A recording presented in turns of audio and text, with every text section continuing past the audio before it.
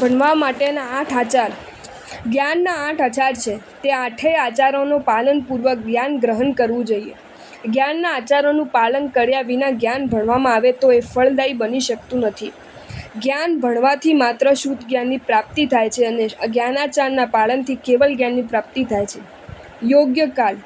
યોગ્ય કાલે જે જ્ઞાન ભણવું જોઈએ અકાળે ભણવાય નહીં. વિનય. ગુરુ સંબંધી સર્વ આચારણાઓનું વર્જન કરીને અને તેમને વંદનાદિ કરીને વિનયપૂર્વક જ્ઞાન ભણવું જોઈએ. બહુમાન. ભણાવનાર ગુરુ પ્રત્યે અને વિષયના પ્રણેતા પ્રત્યે હૃદયમાં પૂર્ણ બહુમાન ભાવ ધારણ કરીને જ્ઞાન ભણવું જોઈએ.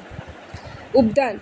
ગૃહસ્થોએ જે સૂત્રો ભણવા હોય તે સૂત્રો અંગે શાસ્ત્રવિધ વિધિ મુજબ ઉપદાન તપનું વહન કરવું જોઈએ. ઉપદાન વહન કર્યા પછી જ તે સૂત્ર ભણવાનો અધિકાર પ્રાપ્ત થાય છે, માટે ઉપદાન અવશ્ય કરવા જોઈએ. શાસ્ત્ર ભણવા માટે સાધુ ભગવંતોએ યોગોદ્વહન કરવાના હોય છે.